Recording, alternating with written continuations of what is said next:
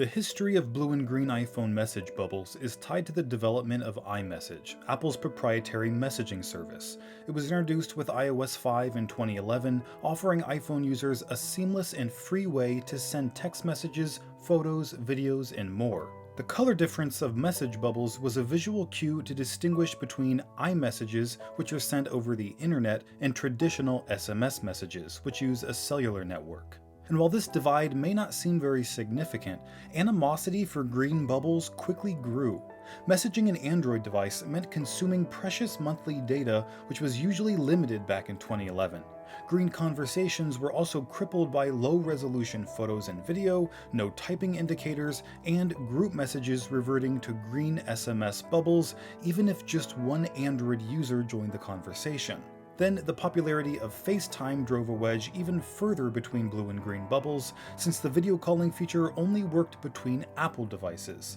All these issues with green bubbles created a stigma against Android users, with 70% of young singles last year preferring to date someone who owned an iPhone, and 87% of US Gen Zs choosing iPhone primarily for its iMessage and FaceTime features. Apple recognized the competitive advantage of the green bubble stigma, and they've done their best to reinforce it. They could have made FaceTime available for Android in 2015, but decided against it. And they could have adopted a new messaging standard called RCS, which solves many of the limitations of green SMS messages, but also refused. In fact, just last year, an audience member asked Tim Cook to adopt RCS so his mother could receive his videos. In response, Cook said, quote, "Buy your mom an iPhone," which was a clear admission that Apple was using the poor experience of green bubbles to sell more iPhones. This attracted attention from the EU, who saw this practice as anti-competitive. They drew up legislation called the Digital Markets Act that would require companies like Apple and Meta to make their messaging services more compatible with other platforms. Something that's technically possible through standards like RCS, but simply hasn't been done.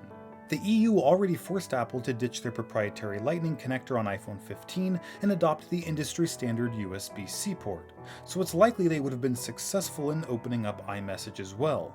But Apple saw the writing on the wall and decided to make a surprising move, announcing that they will include RCS on iPhone beginning in 2024.